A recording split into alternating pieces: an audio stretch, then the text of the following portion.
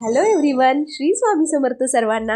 आज ना आपण इथे रक्षाबंधन स्पेशल होममेड अशी अगदी झटपट तयार होणारी बर्फी बघतोय।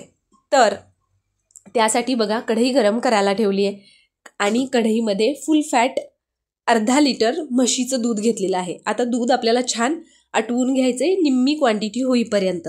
आता इथे बघा एक 10 ते 12 मिनिटं छान हाय फ्लेमवर मी या पद्धतीने दूध उकळून घेतलं आणि त्यानंतर यामध्ये आपल्याला अर्धी वाटी साखर घालायची आहे।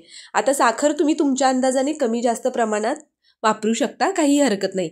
आता ही साखर छान आपल्याला या दुधामध्ये विरघळवून घ्यायची आहे आणि त्यानंतर एक 5 मिनिटं उकळल्यानंतर आपल्याला यामध्ये ग्रेटेड पनीर घालायचं आहे। आता मी इथे अर्धा लिटर दुधासाठी साधारण 150 ग्राम पनीर किसून घेतलेलं आहे। आता हे पनीर आपल्याला या दुधामध्ये छान शिजवून घ्यायचं आहे। जोपर्यंत हे दूध पूर्णपणे आटत नाही तोपर्यंत आपल्याला छान याला परतून घ्यायचं आहे। आता त्यानंतर बघा इथे मी अर्धी वाटी मिल्क पावडर घातलेली आहे। आता तुम्ही कोणत्याही ब्रँडची मिल्क पावडर वापरू शकता, किराणा मालाच्या दुकानात सहज उपलब्ध असते।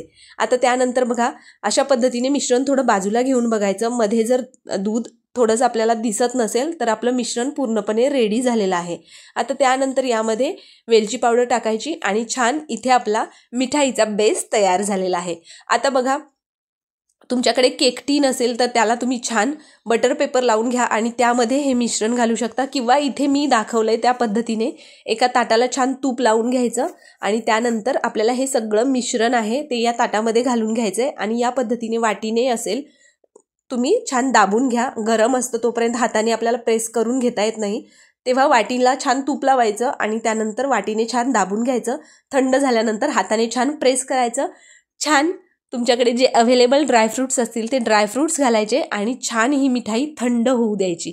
अगदी एक 10 ते 15 मिनिटं मस्त फॅन खाली ठेवू शकता तुम्ही, किंवा जरी तुम्ही असंच अर्धा तास जरी बाजूला ठेवून दिलं, एकदम छान थंड झाली पाहिजे म्हणजे याच्या व्यवस्थित अशा बर्फी तयार होतात।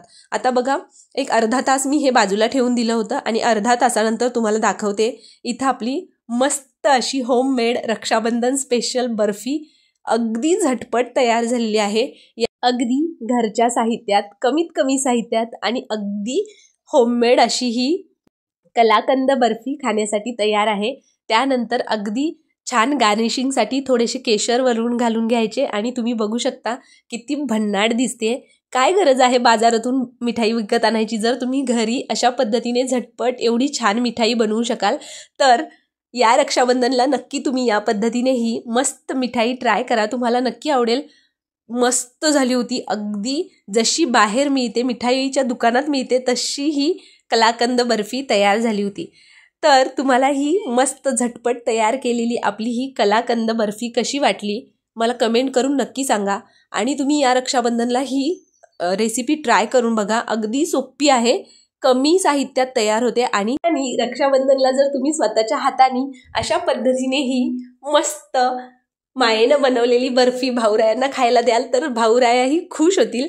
चला तर मग झटपट अशी ही तयार झालेली मस्त होममेड कलाकंद बर्फी कशी वाटली कमेंट करून नक्की सांगा। त्याचबरोबर तुम्हाला आपल्या रेसिपीज कशा वाटतात तेही मला कमेंट करून सांगा। आता मी ही बर्फी तुम्हाला जवळून दाखवते, तुम्ही बघू शकता किती परफेक्ट झाली आहे। थंड झाल्यावर मस्त अगदी छान एकदम मस्त दिसते, टेम्पटिंग दिसते। अशा पद्धतीने जर तुम्हाला ही आपली होममेड बर्फी आवडली असेल, रक्षाबंधन स्पेशल ही मिठाई आवडली असेल तर आपल्या आदिश्री रेसिपी चॅनलला सबस्क्राईब करा। त्याचबरोबर बेल आयकॉन प्रेस करायला अजिबात विसरायचं नाही आहे, जेणेकरून इथून पुढे येणाऱ्या अशा छान छान आणि नवनवीन रेसिपीच्या नोटिफिकेशन्स तुम्हाला मिळतील आणि त्या सगळ्या रेसिपी तुम्हाला ट्राय करून बघता येतील।